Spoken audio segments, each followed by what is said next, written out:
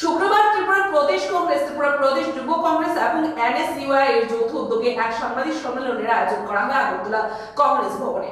সাংবাদিক সম্মেলনে নাম না করে শাসক দল বিজেপিকে তুলোধুলো করলেন কংগ্রেস নেতৃত্ব। তিনি বলেন, রাজ্যে একটি জুমলাবাজ সরকার চলছে, যে সরকারের মাধ্যমে মানুষকে দিনের পর দিন ভুল বোঝানো হচ্ছে, দিনের পর দিন মানুষকে ভুল প্রতিশ্রুতি দেওয়া হচ্ছে। রাজ্যে প্রাথমিক স্কুলগুলোতে শিক্ষক সংকট তীব্র আকার ধারণ করেছে। পাশাপাশি এই দিনে সাংবাদিক সম্মেলনে শাসক দল বিজেপি ছাড়াও অন্য দলগুলিকেও এক হাত নেন কংগ্রেস নেতৃত্ব।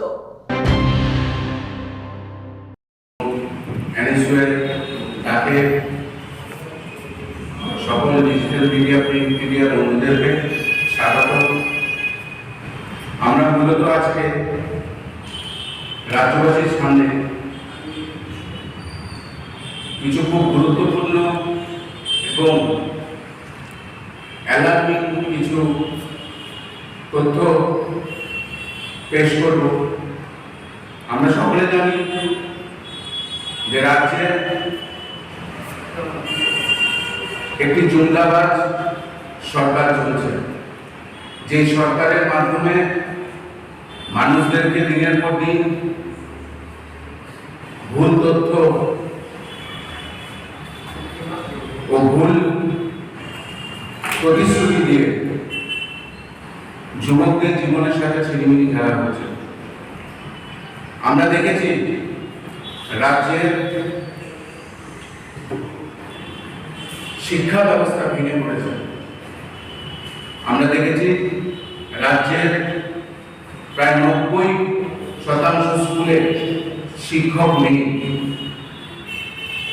আমরা কিছুদিন আগে সংবাদ মাধ্যমে একটি এপিসোড দেখেছিলাম, যারা স্কুলের মাঠে কিছু বাচ্চা পড়াশোনা করছে এবং সেই স্কুলের টিচার নেই। সেই স্কুলে ব্লুটুথের মাধ্যমে একটি সাউন্ড বক্স রেখে সেদিন পড়াশোনা করানো হচ্ছে। আজকে রাজ্যে বেকারত্বের হার রেকর্ড ছোঁয়া। আমরা যদি দেখি দেশের হার 10.4% আর রাজ্যের হার 14.7%। নর্থ ইস্টের মধ্যে দ্বিতীয়, যেটা কখনো ইতিহাসে ত্রিপুরাতে কখনো এই চিত্র দেখিনি। আমাদের প্রশ্ন যে রাজ্যে যখন শিক্ষক সংকট, রাজ্যের মুখ্যমন্ত্রী তখন মাঠে মাঠে গিয়ে ক্রিকেট বল দিয়ে ক্রিকেট টুর্নামেন্ট উদযাপন করছেন।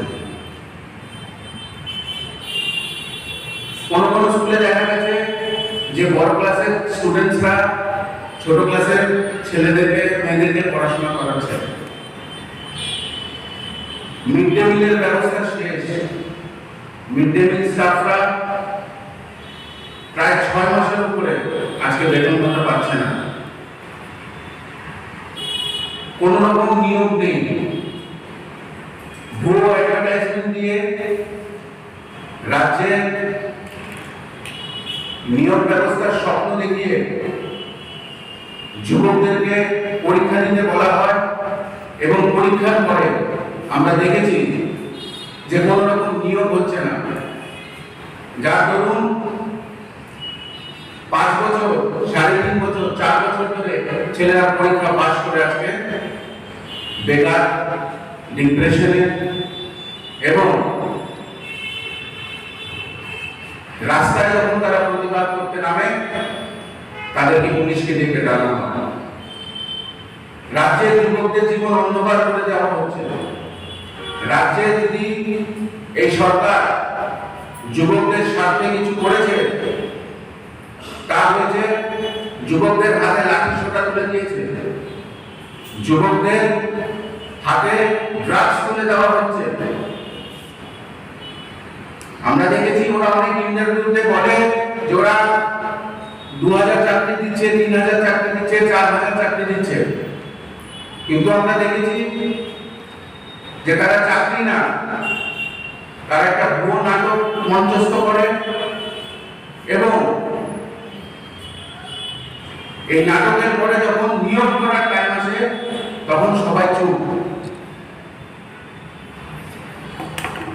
খালি শিক্ষার জায়গায় না, আমরা দেখেছি তারা এই